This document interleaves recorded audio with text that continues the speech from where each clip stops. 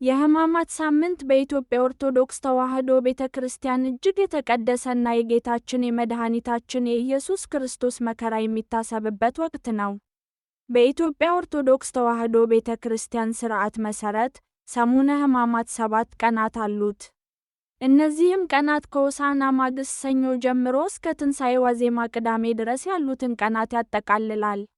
ምንም እንኳን ትንሣኤ የደስታ ቀን ቢሆንም፣ የሰሙኑ ማጠቃለያና የሕማማቱ ማለቂያ ተደርጎ ይቆጠራል።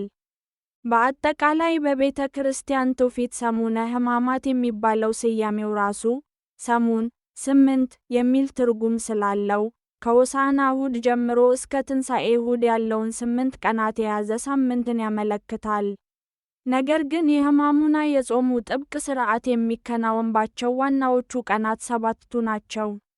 እያንዳንዱ ቀን የራሱ የሆነ መንፈሳዊ ትርጉምና በቤተ ክርስቲያን ሥርዓት የሚታሰብበት ታሪክ አለው።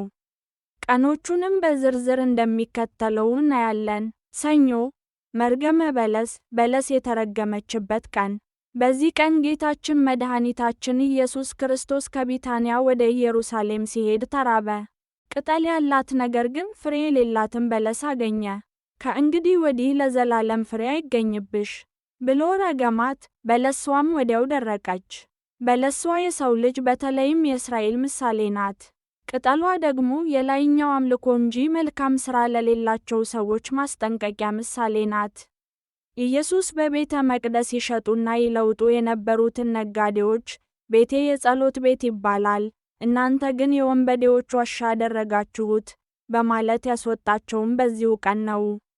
ማክሰኞ፣ የጥያቄ ቀን፣ የጥበብ ቀን ተብላ ትታወቃለች። በዚህ ቀን አይሁድና ፈሪሳውያን ጌታን በንግግር ለማጥመድ ብዙ ጥያቄዎችን አቅርበውለት ነበር።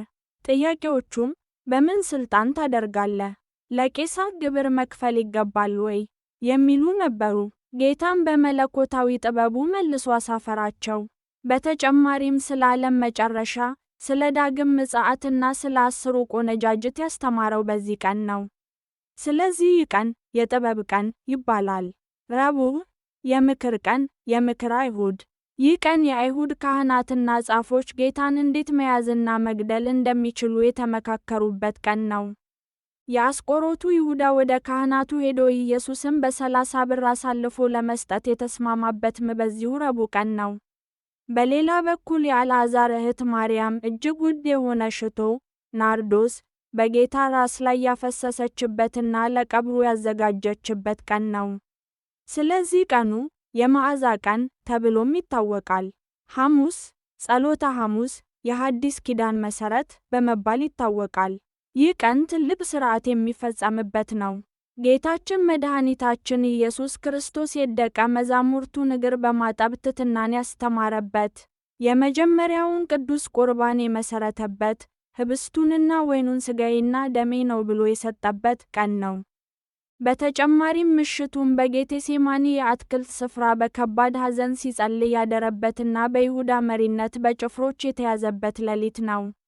ዓርብ፣ ስቅለተ ዓርብ፣ ጌታችን ከ100 በላይ ግርፋት የተገረፈበት፣ ራሱ ላይ የእሾህ አክሊል የተደፋበትና በመጨረሻም የዓለምን ኃጢአት ለመደምሰስ በቀራንዮ ኮረብታ ላይ የተሰቀለበት ቀን ነው።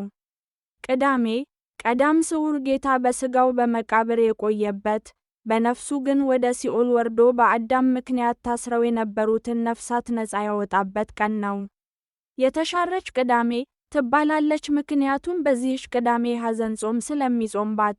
በዚሁ ሳምንት ጌታችን መድኃኒታችን ኢየሱስ ክርስቶስ ስለ እኛ የተቀበለውን መከራና የገለጸልንን ጥልቅ ፍቅር እያሰብን በጸሎትና በሱባኤ እንድንቆይ እግዚአብሔር ይርዳን። መከራውን አሳልፎ ለብርሃነ ትንሣኤው በሰላም ያድርሰን።